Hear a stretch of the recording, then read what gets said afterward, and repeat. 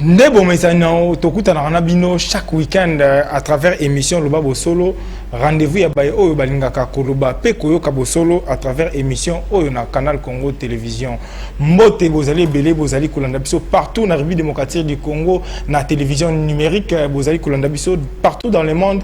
Émission Loba Bosolo tokolobela actualité politique ya République démocratique du Congo mokolo lelo na invité na biso oyo toyambi lelo amesana koya na émission Oyo Loba Bosolo na casquette mosusu mais lelo a changé casquette oyo déjà tozali ko présenter topesi mbote mwana mboka honorable André Tambwe mbote ndeko dadi tozali na esengo ya koyamba yo na magazine Loba Bosolo na casquette mosusu liboso na plateau oyo bandai koya étant que assistant parlementaire il y a mwana mboka honorable sénateur chez Okitundu mais lelo yo au comité député national Lilobana oni nezali ya mboto banda émission ya mokolo lelo Lilobana nga liboso eza ya ko tondisa bainyoso basalaka na magazine Loba Bosolo pona accompagnement oyo basalaki biso tout au long ya combat politique to banda ko mener oyo pe ba ko continuer ko sala ne nazo ko souhaiter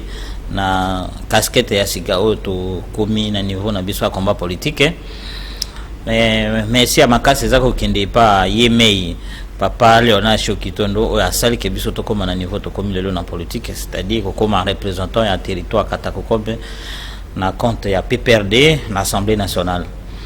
Donc et puis mingi za ko pesa merci na bana Katakokombe o bazana Kinshasa o bazana mokili mobimba o baza surtout na base kuna na Katako na Wembonyama na Owele na Dialo na Njeka na Shinga 2 na Lotahe et puis na Ngando toza ko pesa bango nyoso longonya makasi et puis ko pesa bango ba espoir que tout royo ba droit na bango ekozala bien défendu et pas oya bango mwana na bango o bayebi lolenga koleli o bamoni bituma na e pe ba lingi ko pesa confiance tout ro ndenge ba pesinga ba kozala discuter.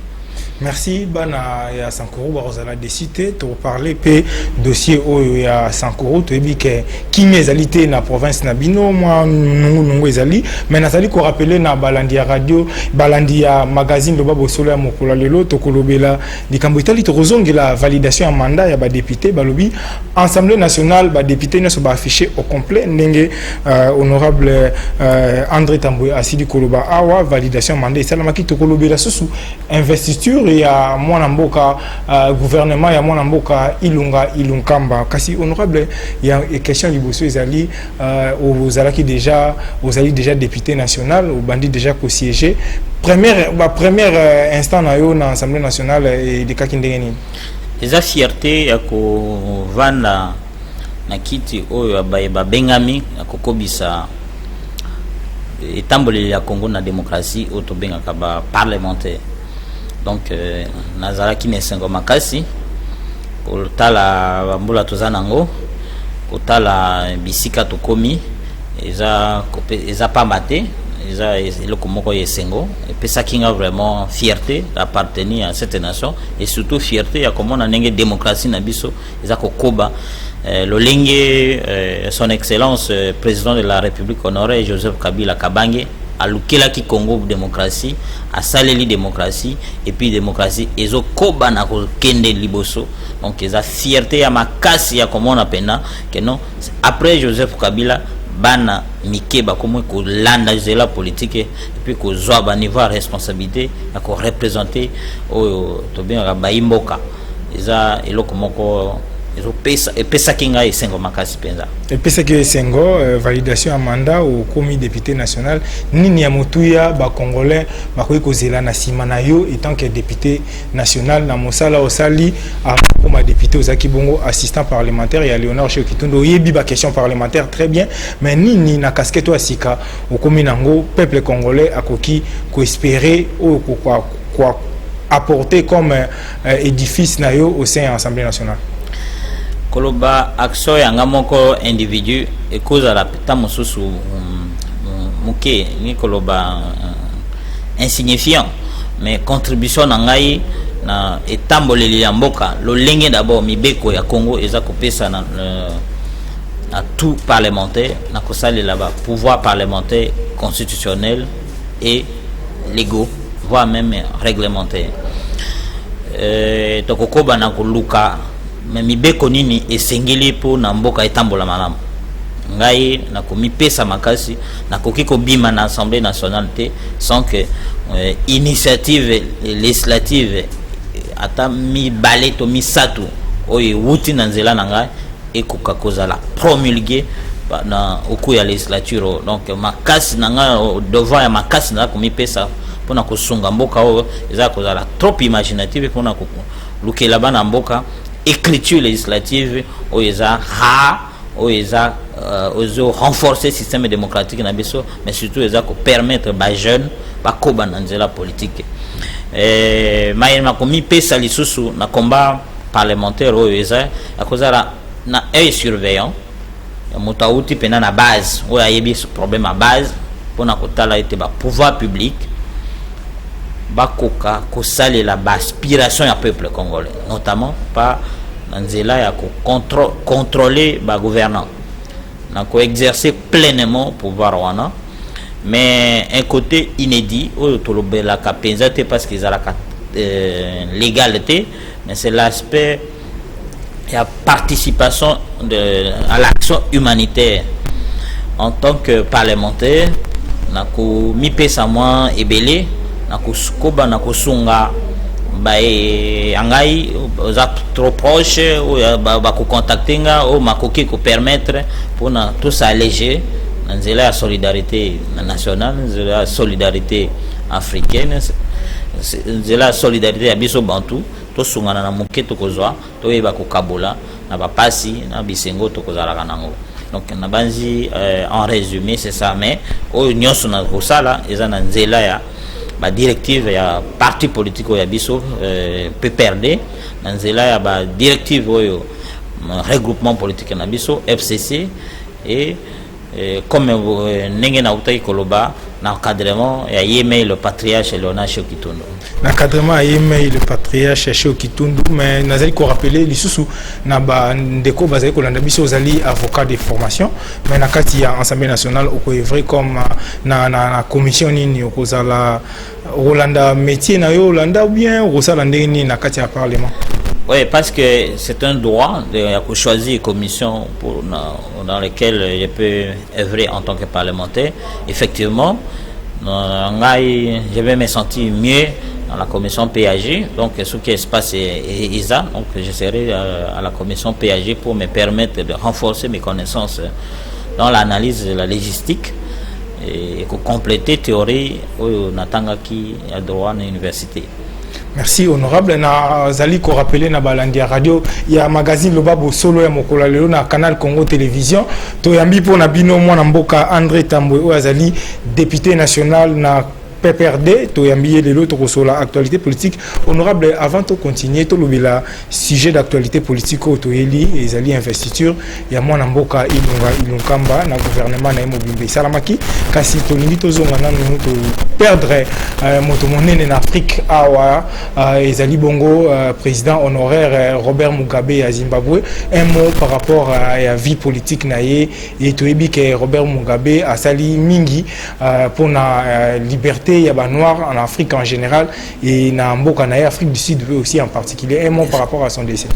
Effectivement, mon angai eza dans mon sous ya ko zala sima ya mo o président honoraire Joseph Kabila Kabange asila ki na ko bimisa na kombo ya lingomba na biso son FCC le kombo ya bana Congo et belé au bazar kasima na dont ma pauvre personne. Eza que Afrique outi ko perdre motamunene baobane tolobakango na jargon séculaire.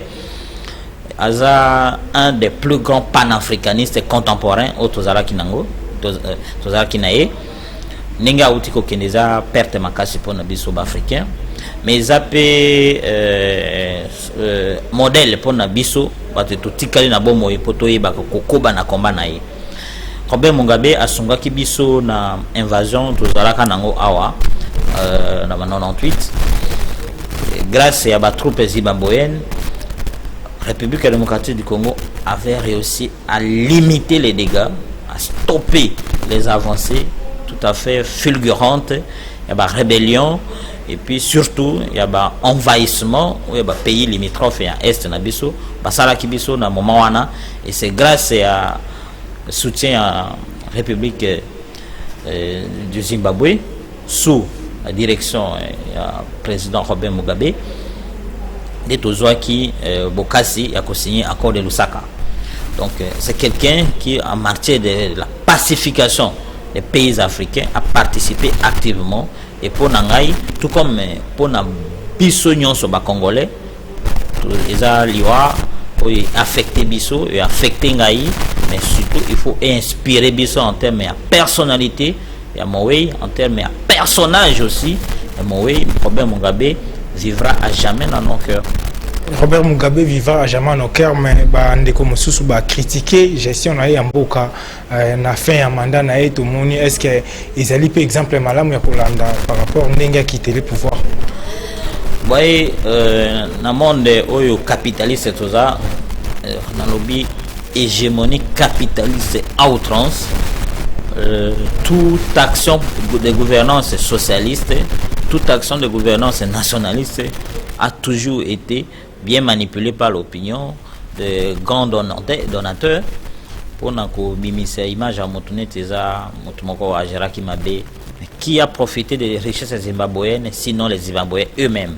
Qu'est-ce qui était préférable? Que des grandes étendues des terres soient réservées à des expatriés qui viennent et les locaux, les autochtones subissent la loi des étrangers. Ce n'était pas de la division au sens de la xénophobie, mais c'était plutôt de la justice au sens de l'équité vis-à-vis des populations autochtones. Action au Mugabe Asalaka, Yangwana. Lelo, c'est parce que c'est un être humain. À quoi qu'il y a faiblesse, il y avait quelques failles, mais on ne peut pas tout rejeter et même tout noirci parce que c'était salutaire pour le peuple zimbabwéen tout entier, à l'exception d'une minorité qui voulait vivre l'opulence indéfiniment. Alors, pour Nanga, la critique est liée au système capitaliste et au Tozanango. Toyebi keno ba mindeli ba lingakate mutu oya salaka keno ba imboka ba profiter na oya bango richesse. Mais honorable Oza, sans ignorer que la situation est na Zimbabwe est catastrophique. Voilà pourquoi Banamboka Zimbabwe bazali partout en Afrique du Sud, tout le monde en Afrique du Sud, xénophobie, bateau bazali victime, bazali peuple zimbabwéen. Mais un mot par rapport à tout ce qui se passe en Afrique du Sud au sujet de la xénophobie, tout le monde congolais va perdre la vie na bango, tout l'anda qui marche au Salamaki hier à la ville de Kinshasa pour protester contre Makambo Oizali Koleka na Zimbabwe en tant que député national élu à la circonscription et à Sankuru. L'Ilobani n'est par rapport à la situation. Effectivement, merci. En tant qu'élu de la circonscription de Katakokom dans la province de Sankuru et en tant que Congolais, je proteste avec véhémence les actions ou les gestes de xénophobie au Baninga Nabiso, Bandeko Nabiso et Afrique du Sud, Bazakosala, non seulement à l'égard des peuples zimbabwéens. Au Bazaï Belekuna, non pas parce que Bangonde est plus malheureux en Afrique, mais parce que Bangonde est parfois parmi les plus proches d'Afrique du Sud. Le quoi il faut insister quand tout chango na moto vient na biso Robert Mugabe que parce que Jaka Mabende va Zimbabwe non, c'est un problème de proximité ce qu'on na Gomukuta plein de Rwandais moins que des Brazzavillois na Goma et à Kinshasa il y a plus de Brazzavillois que des Burundais ou des Ougandais. Donc c'est un problème de frontières proches. Donc il n'y a pas que les Zimbabwéens. Tu l'as bien dit, nos frères congolais sont victimes. Nos frères namibiens sont victimes, les Nigérians sont victimes, les Rwandais sont victimes. Comme vous voyez, la majorité des autorités africaines qui ont refusé même de se rendre en Afrique du Sud, il n'y a pas que les Zimbabwe, il y a tout un arsenal des autorités continentales qui ont refusé cette attitude xénophobe de la part de nos frères d'Afrique du Sud.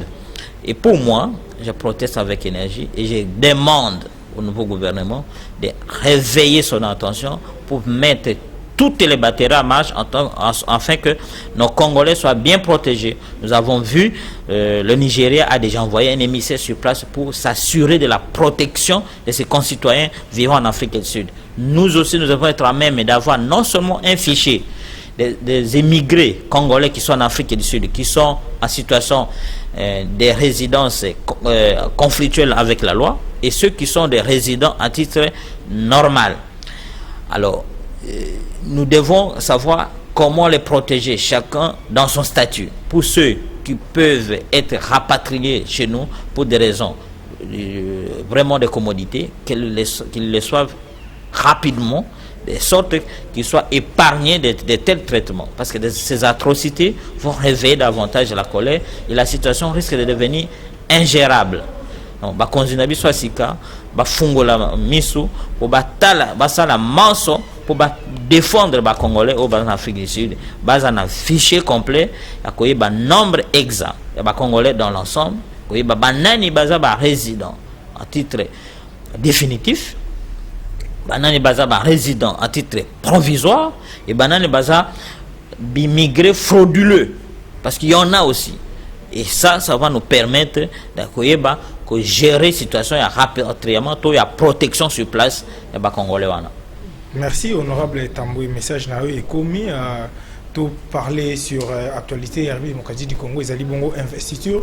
Il y a gouvernement Ilunkamba avec 15 piliers oyo eko redresser République démocratique du Congo na maïma surtout alobaki analyse ni ozali kosala et loko nini et talisio que tous ces 15 piliers proposition surtout asali et kozala malamu pe eko redresser République démocratique du Congo. Première assurance nangai pour le programme du gouvernement. D'abord, je confirme que j'ai voté pour l'approbation de ce programme du gouvernement. Et je confirme que je le soutiens à 100%. Et j'espère, et là ce sont les assurances que je donne, que ce qui programme et Salemi le ligne premier ministre Ayebisa Kibiso et puis Akomaki Yango 50 au côté paradis mais tokolongo na moi va passer moi ebele 5 ans oyo ezoya Congo ekozwa un pas de géant vers son redressement sur tous les plans. Bonheur na biso ba congolais, c'est que le premier ministre actuel et son équipe baza batumoko bauti na contexte oyo tolobi évolution démocratique béante pour na Congo. Tout na élection, tout na maponami, pouvoir est disparate. Il y a une majorité populaire présidentielle, il y a une majorité parlementaire non présidentielle. L'esprit nationaliste, à mon amboka Joseph Kabila Kabange, doublé du sens élevé du nationalisme, à mon amboka Félix Tshisekedi Tshilombo, et sangisi bana wana mibale na olobi bana parce que bana mboka bato ya bwanya mibale wana pour que permettre à mboka ya vivre la première alternance pacifique démocratique na Congo. Et si manango bimisi équipe gouvernementale confier pa motu moko ya bwanya papa moko Maele Evanda atanga ba classe ebele asala mingi pona mboka en expérience ya makasi. Et papa le premier ministre, je vous l'ai dit, Sylvestre Ilunga, a tiré les leçons du recul. Atali makambonini et tambolaki malongate na ba gouvernement oyeleki pona nini makambo wana e banayi otambola quand bien même ba programme gouvernementaux oyelekaka ezalaka pe ya mituya mais ekokaki ko changer situation sociale ya congolais parce que ba méandre ezalaka ebele ba koka jambe otoyebi pa occidentaux ba tchela biso ba mitambo ya lolenge na lolenge pour que mboka etambola te mais na boanya bana mboka mibale o na uti ko cité awa ba konzi ya minene ya mboko oyo ba yebi na ko mettre en place un programme mixté parce qu'il y a le programme ya candidat oyo azalaka ya biso na présidentiel plus candidat oyo alongi Félix Antoine Tshisekedi Chilombo ba sangisi ba programme wana mibale et premier ministre abimisi a déduit en quelque sorte un programme mixé qui permettra à ces pays à connaître son pas des géants vers l'émergence oyo tozako luka ezala à l'horizon 2030. Donc le programme wana c'est un programme qui satisfait la majorité du peuple congolais. Les attentes sont énormes bien sûr, mais les espoirs sont beaucoup plus permis maintenant.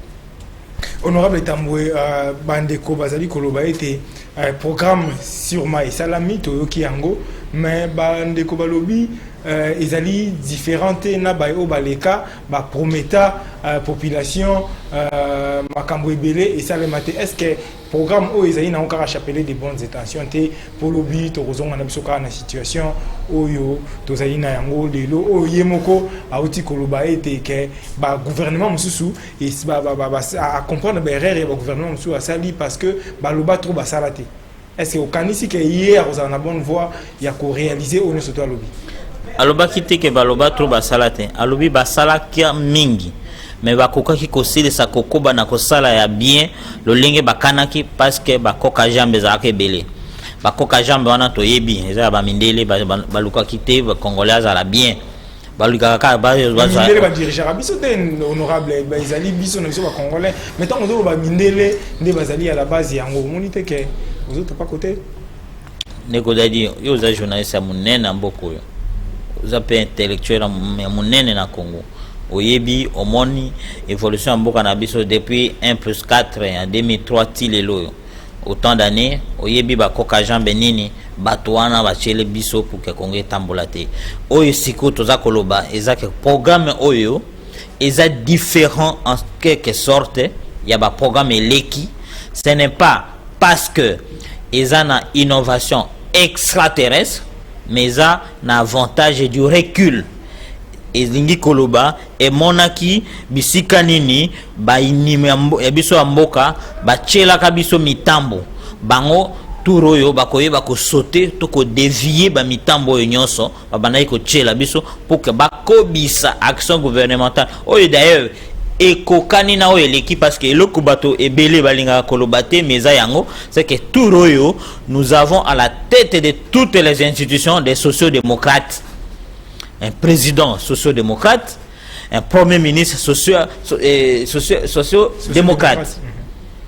Donc nous avons des sociodémocrates qui dirigent, que ce soit au niveau de nos institutions parlementaires, que ce soit au niveau du gouvernement et même au niveau de la présidence. Donc non, 4 institutions de la République sont dirigées par les sociaux-démocrates.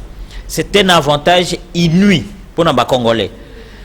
Tout royo, tout comme on a l'efficacité de l'action socialiste na Congo. Nde yango ezo bangisa et bangisa comme trop. Ba Joana au Boyebi au-delà de la mer Méditerranée, mais ba Congolais ba lakisi bango ke ba leki bango maele. Po bayebi ko sangana po n'intérêt ya mboka na bango bayebi ko tika ba divergence ko boya ko fingana na ko sala na bakuba inutile to ko zala manipuler po bazala elongo po na koyeba ko même mboka na bango na d'abord na paix kimia na bo sangani unité et puis na bo tamboleli ya lolenge ya bien progrès, alors progrès sur tous les plans.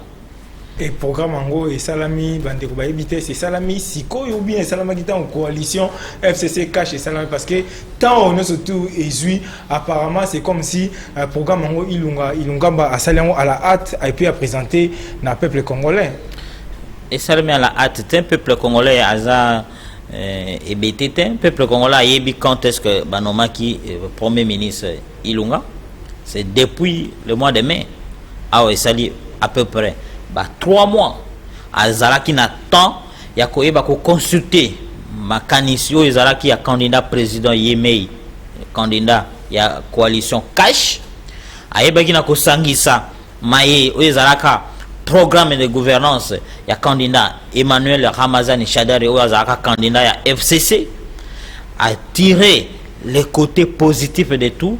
Et d'ailleurs ceux qui n'ont mis PC pouvoir et l'équité, ils ont presque le même programme parce que ce sont des programmes socio-démocrates.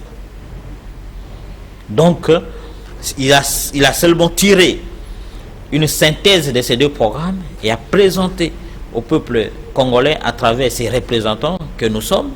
Et l'ensemble de la représentation nationale a voté presque à l'unanimité.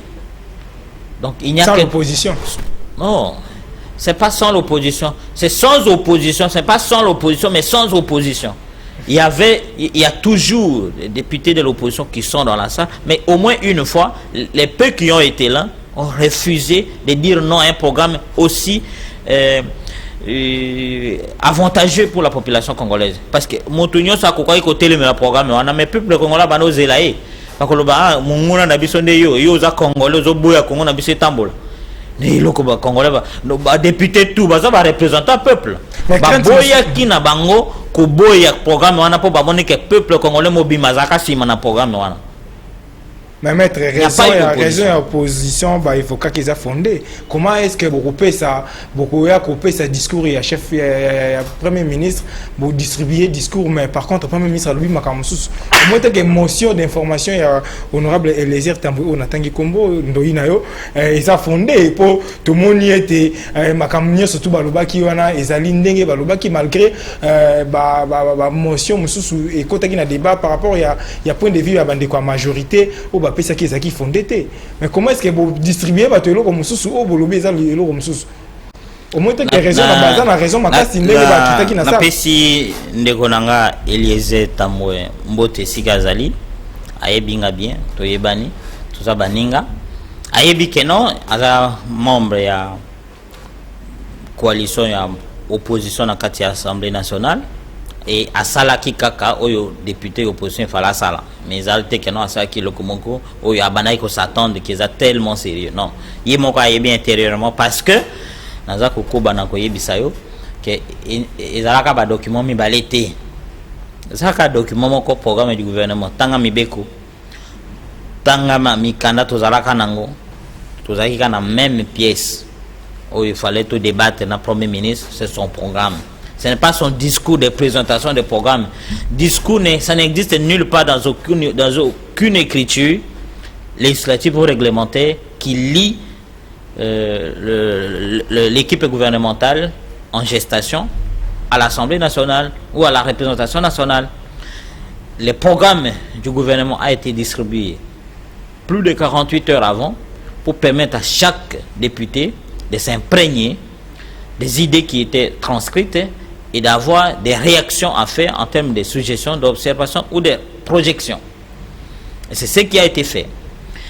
Qu'un député, qui pour des raisons que nous connaissons tous, des spots, arrive à considérer qu'il peut prendre la parole, c'est son droit, sacré d'ailleurs, de prendre la parole quand il veut, et considère que sa motion incidentielle pouvait freiner l'engouement qu'avait tout un peuple à voir adopter ces programmes-là, pas une raison fallacieuse, parce qu'il n'y avait pas de documents. On a distribué dans la salle, pour ceux qui le voulaient, d'obtenir les termes du discours du Premier ministre. Ce n'est pas les termes du programme du Premier ministre. Ça, ce n'est pas une obligation légale, ni moins réglementaire, que le discours du Premier ministre ne soit distribué. Non, c'est le Premier ministre qui, dans sa sincérité, dans sa transparence, et vous savez que le discours des grandes autorités comme ça constitue même des documents de recherche pour l'avenir. Il y a des étudiants, il y a parmi nous des professeurs, il y a parmi nous des doctorants, il y a parmi nous... Et nous étions en face d'un discours d'un professeur d'université. Un professeur ordinaire de surcroît. Donc, son écriture vaut parfois des thèses de doctorants à l'université pour les étudiants. Donc, ça vaut la peine qu'ils le mettent au marché de la recherche. C'est ce qu'il est en train de faire. Il y met son intervention au marché de la recherche et il y gratifie en premier les heureux députés qui sont les premiers à sanctionner son programme qu'il vient de présenter à travers son intervention qu'on appelle son speech. Donc, ce qui s'est passé, c'est que l'honorable Eliezer Tamboué, mon ami, mon collègue, très intelligent, mais a voulu créer une forme de digression avec une intervention qui n'en avait pas sa place, absolument, parce qu'il ne s'agissait pas de deux documents sur lesquels les honorables députés devraient réagir ou pour le programme du gouvernement. C'était un seul programme. Ce qui était distribué, c'était à prendre ou à laisser. Ça n'engageait pas, même pas l'Assemblée nationale. C'était vraiment un tract. Mais honorable, oui, Makambozo, Loba, Tozali Kolandao, téléspectateurs, Bazali Kolandao, mais problème, monsieur, c'est Zali majeur ou bande opposition, Bazali ko revendiquer. Est-ce que les lots, Assemblée nationale, Wana et Kozala vraiment temple à la démocratie, d'autant plus que tout le monde Bakaboli, tant de paroles, mais opposition, si bon autant de paroles, Mouké, est-ce que les lots, ceux qui, Assemblée nationale, à reconnaître minorité, Wana et opposition, Tokobenga, Assemblée nationale, temple à la démocratie? Donc, il y a un exemple dans la Bible. Hein. Yesu, bon, Jésus, les chrétiens, Yesu a sala mosala na 3 ans à Pamba. Mais les 2000 d'années après, tout ce qu'il a dit, tout ce qu'il a fait continue à être prêché. Mais il y a des présidents qui ont fait 30 ans, mais ils continuent à être considérés comme des démons de leur peuple. Alors qu'ils ont vécu pendant 30 ans d'action. Quelqu'un comme Hitler aura fait 10 ans de pouvoir, mais personne ne va l'acclamer. Alors, ce n'est pas le nombre de minutes que l'on te donne qui fait l'efficacité de ton mot, de ton propos ou de ton action parlementaire. Non. Il faut d'abord qu'on enlève dans nous l'idée que quand vous avez 52 minutes, que les gens, tous vos anciens amis vous regardent, parfois même vos beaux-frères et tout, c'est alors seulement que vous êtes un parlementaire attitré. Non.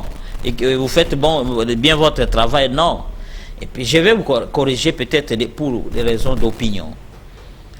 La répartition des temps d'intervention n'est pas liée à l'appartenance à l'opposition ou à la majorité. Non, c'est à l'appartenance à un groupe parlementaire. On répartit au groupe parlementaire en fonction de votre pouvoir numérique. Et c'est ça. Donc, vous ne pouvez pas, Binoboza groupe à 7 personnes, et puis, on 50 minutes, alors que dans chaque groupe, on vous dit il y a 2 personnes qui vont intervenir, plus ou moins, 3, pour notre groupe le plus costaud, mais Binoboza 4. Mais Bolingiboza en même temps que Batobakoza 3. Non. C'est d'ailleurs pour ça que la démocratie a ce qu'on appelle, d'une certaine manière, la dictature de la majorité. Ce n'est pas la négligence de la minorité, mais c'est la dictature de la majorité. C'est-à-dire, tant que Luka et pas population, peuple aponi ba oya lingi kolika ebele, ni kolobaka pesi bango ba pouvoir pour que bango ba kobisa makanisi na bango dans l'action gouvernementale. Et bino ba eboza moke boko bisa mayele na bino na sala ba contre proposition aux populations na be chance za koya akoya komona keno apesa bino plus makoki ya ko diriger plutôt que ba oya apesa ki liboso. Non, nayango et ça justement le temple de la démocratie. Et puis il faut que commissaire présidente na biso honorable Janine Mabunda mwana mwasi wana na mayela zanango ya koyeba ko pesa mutu nyonso parole. Mutu musuza linga ka pesa ndeko Eliezer parole à Luka Kiwana pour Ezara qui nango vraiment, je veux dire, une digression. Mais, na esprit culture de la démocratie, oye Azanae, oye Alingi a commis ça, parler du peuple wana, non pas parler du peuple, mais parler de la nation, parler de la population. Vous voyez, c'est pour que tout le peuple, tous les représentants du peuple se sentent à l'aise et arrivent à s'exprimer librement. Ils s'expriment librement.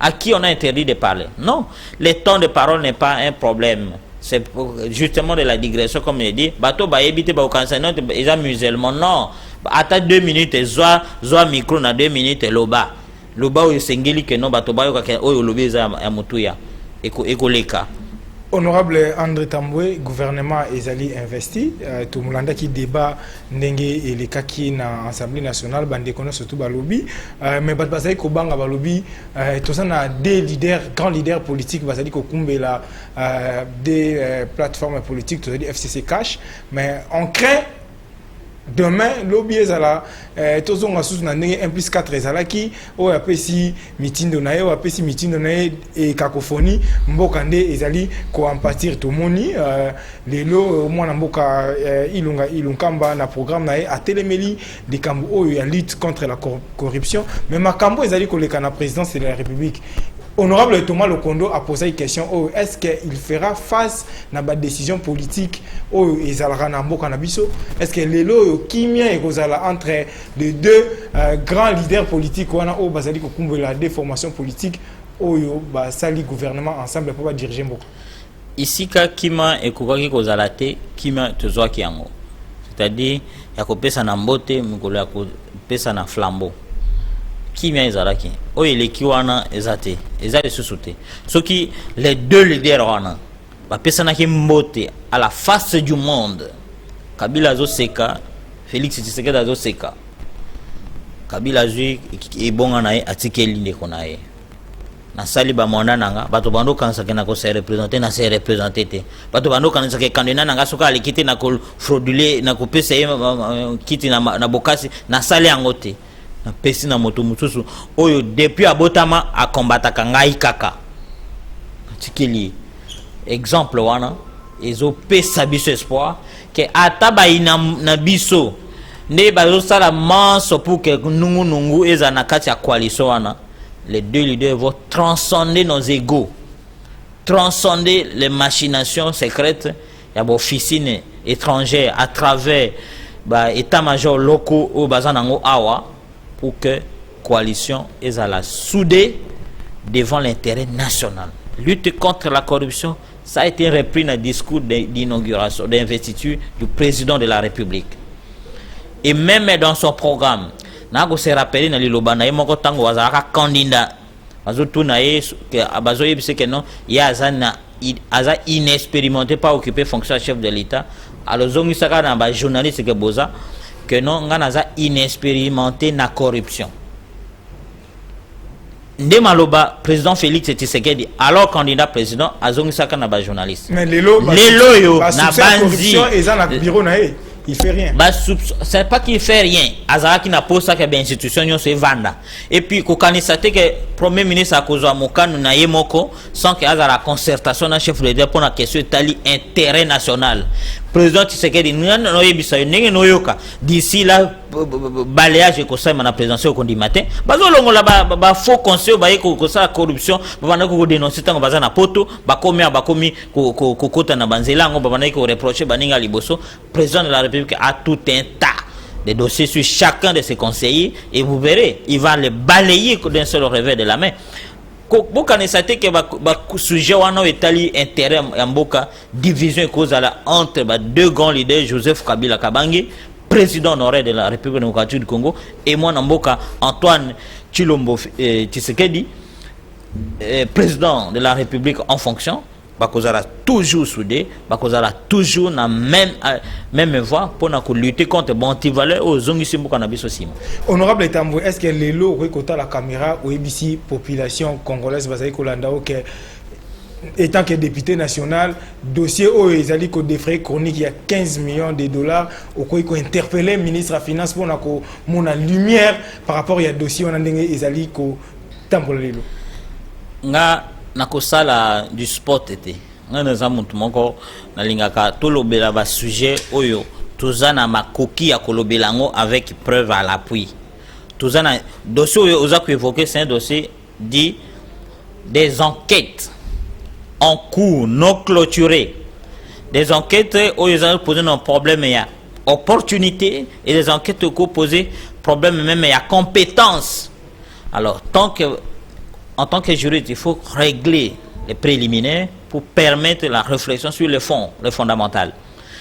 Nako boyate que e bela mbongo bongo e bela monsolo bongo soki eza yango ya bana mboka ekoka ko tambola na maboko ya batu sans que profiter na paisible citoyenneté. Mais en tant que député, na koki koloba makambo eza de la spéculation te. Toko pesa équipe gouvernementale ekoti ba chance nango nyonso pour que tous les dossiers oyo batami, tous les dossiers zalaki en cours, tous les dossiers oyo ezipama bayeba ko fungola ngo moko ko déclasser eza déclassable et puis ko publier eza effectivement à publier et ko sanctionner il faut ezala sanctionner. Mais tout côté na ba sport était na mutu moko bazo sala ba querelle politique et positionnement pour na lutter contre mutu ngana mikoti sana kati. Ba bino bata ma FCC majorité boza la base yango bozo ko c'est la ndeko wana makambo pour na koluka ko écarter premier chef de l'état parce que azali ko déranger. Comme na bino bandeko FCC bozo ya na président de la République il azali comme frein yango bo bani ko créer ma problème ya ba 15 millions ba corruption. FCC dirige le gouvernement. Asana posa pa yebisa mokonzamboka likambo akoluka aken aleka na nsima ya un collaborateur simple. Non? FCC dirige l'Assemblée nationale. Ce qui tout ça na likanisi ya bien pour namboka. Ba député nabiso ba koleka na nzela ya présidente nabiso ba ko komisango et puis premier vice-président de l'Assemblée nationale. Aza bras droit ya président de la République. Surtout l'unité commissaire la président de la République Likambo. Tokolika nanzela nae. Président ya Sénat. Aza mutu ya FCC. Proche à président de la République. Surtout lingi dans cadre ya conférence interinstitutionnelle. Surtout l'unité commissaire eza makanisi ya bien pour namboka. Toko banga mutu moka za peme na mokonzi pona nini. Tango to salaka alliance pour mutu wana zalaka déjà. D'ailleurs, peut-être il est parmi les partisans de la coalition, un acteur majeur de la coalition. Alors que peut-être grâce à l'une des coalitions, beaucoup de spéculation ya bayo bazo yina baluni bakosaka ko yina na kati ya bato boko bomoko ezo kosala pasi bango wana oyo baluki baza ba président de la République bakoka kité baloki baza la boy bakoka kité baloki baza boy bakoka kité bazu mindele ba pesi bango ba pouvoir po bakoka ko stade des ordres bakoka kité na yango bazoluka ba buke mise pona ko panza lingomba oyo FCC cash na ko chaka bosoto. Mais ko simbate bato wana baza tellement soudé na patriotisme ezo talela bango. Honorable émission comme na suka liloba suka ezali na motuna ona yiko tuna yo par rapport ya dossier ya enquête o ezali koleka dossier ya rapport ya Monisco basala ki pona situation ya Sankuru Tolanda ki bandeko ya Sankuru basila ikoloba ke Satan akufi bandeko baboka Bible na Sankuru parce que Satan zali société mais lelo makambongo ezali ko continuer insécurité zo continuer na Sankuru liloba na o ya nini o ikoloba par rapport ya dossier o ya rapport o et puis au conclure émission. Nalingi na corriger le monko pas ba téléspectateurs insécurité za ko continuer na Sankuru te wana eza lokuta insécurité ezalaki entretenu na Sankuru ne ezokende na kosila ezokoza ce qu'on appelle ba geste d'agonie. On a brûlé encore des maisons la semaine passée. Mais dans les autres il y a ba acte d'agonie, il y a quand il y a insécurisation à Sankuru. Eza boyebi mototsuka linga kufa azaka na ba geste auto benga ka les gestes d'agonie ako geste ngo ko za pe fo ako beteli kofi boyoki ngo pena itumbu pena makasi suyo mais il veut mourir, il est en train de faire les gestes d'agonie. Ce n'est pas que les Sankourois vivent encore dans l'insécurité entretenue efficacement nenge zalaka na ba protection à très haut niveau, mais les loyo moi quoi moko ya territoire ya Loja oyo bato bazalaki kozala na habitude ya kosala mabe sans que bazala sanctionner justice comme luka bango alors pona ko bangisa ke bacha bango maboko bazo poser ba acte crapuleux mais ils seront mis aux arrêts, la plupart sont déjà mis aux arrêts et il ne reste que quelques individus au bakomi très violents parce que bakomi très réduit. Et ils développent ce qu'on appelle l'instinct de survie. Et c'est de l'instinct de survie qu'on a quelques actes de violence. Mais qui seront bientôt. Oui, ce qui était considéré au Sankuru comme étant le fléau a été carrément radié de l'esprit des Sankorois, parce que l'élection pacifique a eu lieu au niveau du gouvernorat. On a un nouveau gouverneur, jeune, soutenu par l'ensemble de la population, et qui réunit toute la population, et non candidat mosusu bakore ko kabola ba Sankorois bakore ko même désordre. Ce que bakana bakoluka basala ba geste moko pona ko la Sankuru, ça ne va pas, et il y a de l'insécurité pour uniquement créer une situation de gouvernance. Maintenant les Sankorois sont déterminés à kozongisa kimia lolenge bazu mokonza siko bangonyo so balingi kimia ezozonga maleme nazo yebso na katako dans l'ensemble du territoire na ngai bana katako nyos ba otambola calmement isika moko to koyoka o batumbi ba brûler bazo pesa na mbote te ezikali mwa ko moko ya monke kutu na loja ona bato bakomi na instinct de survie o ba mesana ki kozala na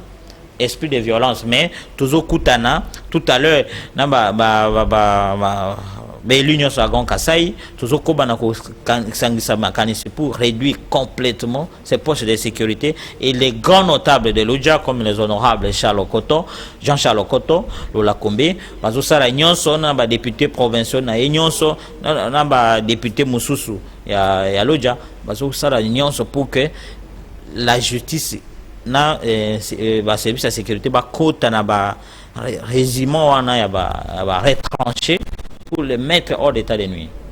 Nazo koba na kopesa ensemble la population ya Congo longonya makasi lolenge ba yambi l'esprit ya bien investiture ya gouvernement oyo, surtout longonya pas ba député ya FCC cash oyo ba la kisi pendant première expression. Il y a unité, harmonie entre FCC Cash et Monani. Donc, Toko Bisango, na action gouvernementale au Mobimba, dans les statuts au Mobimba, pour que l'action et que les Tina Souka, tout le gouvernement a instabilité. Tout tika bango ba sala musala pendant un temps, un timing plus ou moins raisonnable pour que tu aies juger bango, surtout que le programme va présenter Bisson et ça tellement avantageux pour la population de Bisson.